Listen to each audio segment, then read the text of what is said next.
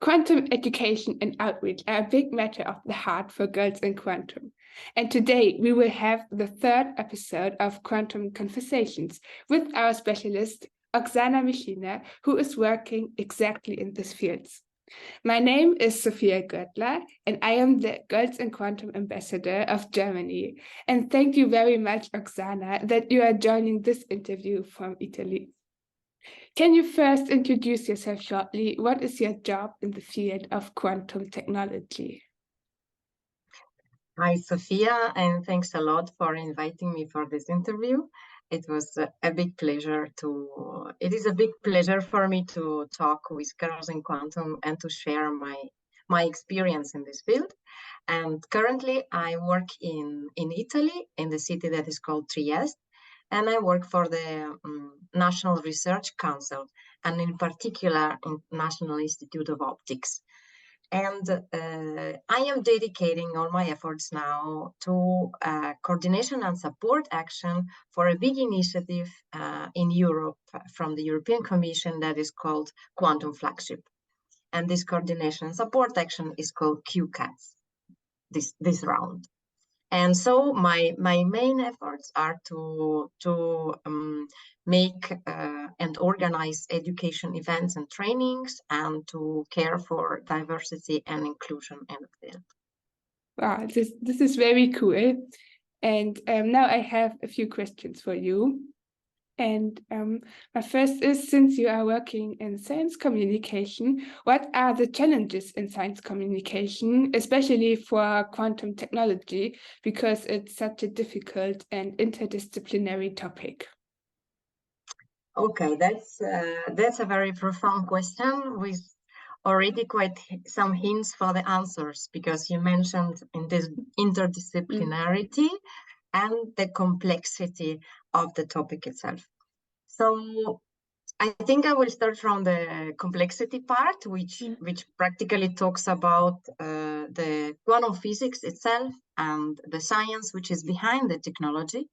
And here we meet, of course, a challenge, because it's also a language challenge, as one needs to communicate things that are not every day present in our life.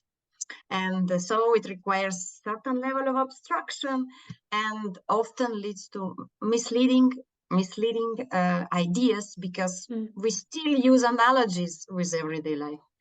And this has been noted as a kind of a discipline culture specificity of quantum. Like each culture, each science has a discipline culture, and quantum has this part that language is hard to find. And there are a lot of trials and errors, and there is a big community, in particular part of the QTech community as well, that takes this challenge and tries in the best way to find the right path. So there is also an idea, for example, that one could start talking with people that is about something that relates to them, then transporting themselves to more complex matters.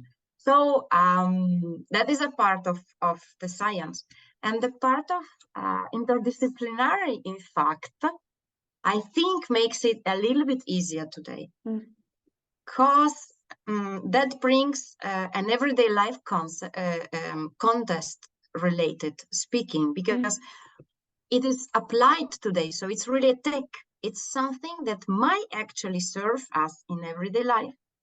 And that's why it's easier to start the conversation.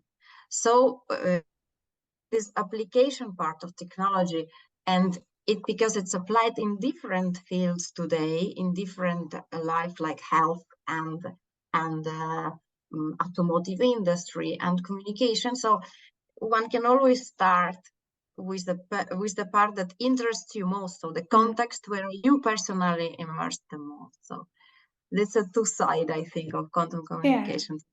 Yeah, right. It's good to hear that, especially because of the interdisciplinarity of quantum technology. People are so passionate about it.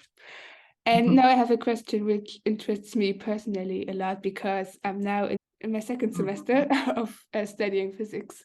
And my question is, how early should students specialize in quantum technology, or should they get a broader view of physics, computer science, and engineering first? Oh, that's a really,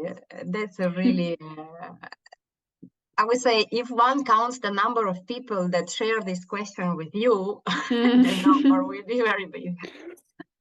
So I think this is one of the key, actually, questions also in the education field today, that is taking care of this training and education programs. And it's not easy to answer, you know. So the way European quantum flagship has addressed it is we tried to create something which is called the competence framework in quantum technologies. And so the first thing was to collect all these competences that are needed actually in quantum tech, because what are they? Who do we need to ask? We need to ask industries that need people that will do these things, right? So there were several rounds of questionnaires, and it's called the Delphi study process. And we have collected these titles.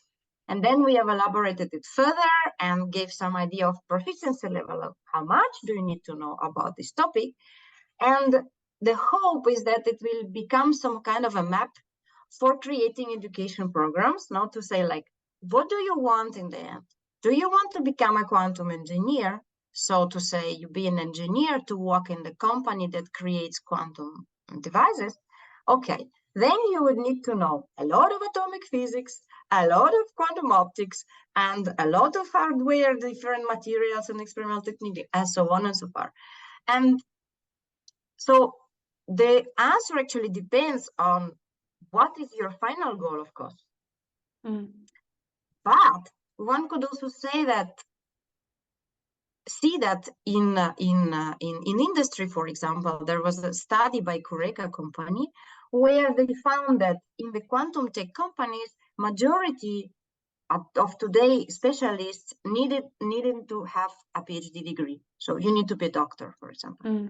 Then a minority are without degree, like less than 10%. And then in between, there is a need for both master students that are already have some quantum, let's say, proficiency level, maybe not the most high, and also for master students. So one could say that from industry perspective, each level is appreciated today. Okay, so it's a specificity of. Then one can also know that it's an advanced science now. So there are no standard curricula in quantum. So there is also no way for you to avoid learning a lot about physics, engineering. And so I would say that choosing a quantum path is not risky at the moment because it has a lot of fundamentals in different directions. Yeah, so that is my perspective. Yeah, so just get as much knowledge as possible. Yeah, let's say first, I mean, some people have it clear, no? I want to do my studies and go to a company, no? Some people have it clear that I would like to be a professor, I want to do research, no? So that already helps you to choose. But some people want to leave it open and they say, well, I would like to do a path which allows me to do everything. So today there is no path in quantum that closes you a door. That's the point. So there is not much way to do a mistake because it's such an advanced learning that it will be a tip on your learning experience, even if it has a name quantum in it. But it requires a lot of other fields to be knowledge to be acquired. And I think maybe these competence profiles that we have created, and you can find them in the QTech website, might also be a help for students as an idea, like what is this that makes me valuable for quantum company, no? And what will be what I could do. It's a big sea of uncertainty of today, and a lot of choices, which is not that bad. Yeah, and when you were talking that technically you can't make a mistake in specializing in quantum technology. Do you think a part of quantum technology is overrated or underrated? Okay, that's a question for a futurist. Like the people like to predict. It's also something that physicists like to do for different systems, but more controlled than quantum market. So what I learned in this years I've been involved in quantum tech. By the way, I'm a physicist myself by training, so I'm a theoretical physicist, and I did many years of research in atomic physics and quantum memories and things like this with ultra-cold atoms. And it's the past 3 years that I'm more in quantum technology, education, and communication. And I learned something which is called the Gartner hype cycle. So practically every tech follows the same cycle. It seems to be quite stabilized by now. So it's a trigger because there is some research that is already like showing you the potential. Then there is kind of a hype, and then there's a peak of excitation. Then it comes down and goes to like a disillusion dip, and then it rebounds again on like illumination slope, and comes to the productivity plateau. So when I first saw it, I thought, wow, this is so impressive. Like, it's already known what will happen. Of course, not everything comes to the plateau. Okay, there is a trick, no? So, but this we will know in the future. And it's hard to, you can only follow how it goes, but predicting where it will reach there and in which way is very hard. So answering your question is difficult. It's difficult, as I don't know. Yeah, but I really liked your answer. Okay. Yeah. Now my next question is, Girls in Quantum aims to empower and encourage girls and women to join quantum technologies. And since you have the same matter on your heart, have you made experiences with girls who feel discouraged to pursue science? And what do you do in QT Edu for equity and inclusion and making the workforce more diverse? Okay. Let me think.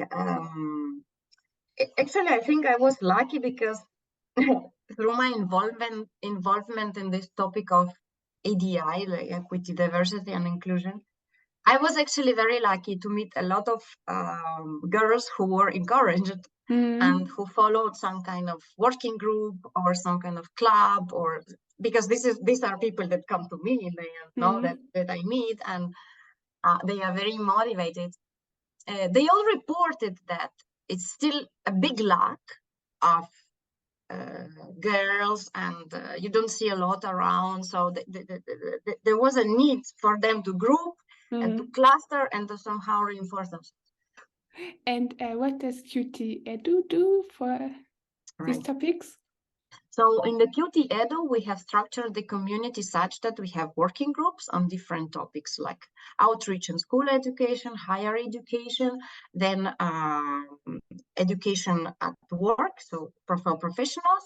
And we have 2 transversal groups. One is research in physics education, in quantum physics education, that goes through all levels, because this is to research how to teach efficiently.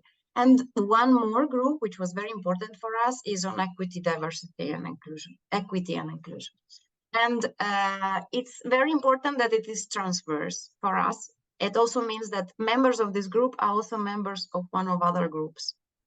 And already they are present in those groups is very important. So people who care for this topic, and there's more than 100 in our community, which is around 400 people, which I think is a good number, because I think it's very important to worry about it in the education path already, because people now who want to hire women in quantum tech, for example, are having great difficulties. Why? Because there are no women. I mean, there is such a small quantity of them who graduates, and then they want to do research maybe, or like there is just fewer than needed. That's the point. And it's not easy and it's not clear how to let's say, form your hiring track to get to the point that you want to have enough women. So it's really a struggle now for people who want to hire, even if they wish to be diverse and they wish to get people from different ethnies and from different gender and so on. So we try to, let's say, clear that education programs already have this look open for the points that are critical, like so that they evaluate their programs and that they let's say, pay attention to the fact that this is a disbalanced field, and that revise some way we introduce concepts and some role models that we use when we introduce certain concepts. So we also, like, this working group is very useful because we, let's say, tell them everything we do and ask them to be hard judges for us. Let's say, okay, what do you think we should pay attention on when we construct the competence framework, for example? It's already a document that is going to be used by many. And so they say, okay, be sure that the community that constructed is heterogeneous, first of all, and be sure that the group that writes about it is also heterogeneous, so the creators are diverse. And then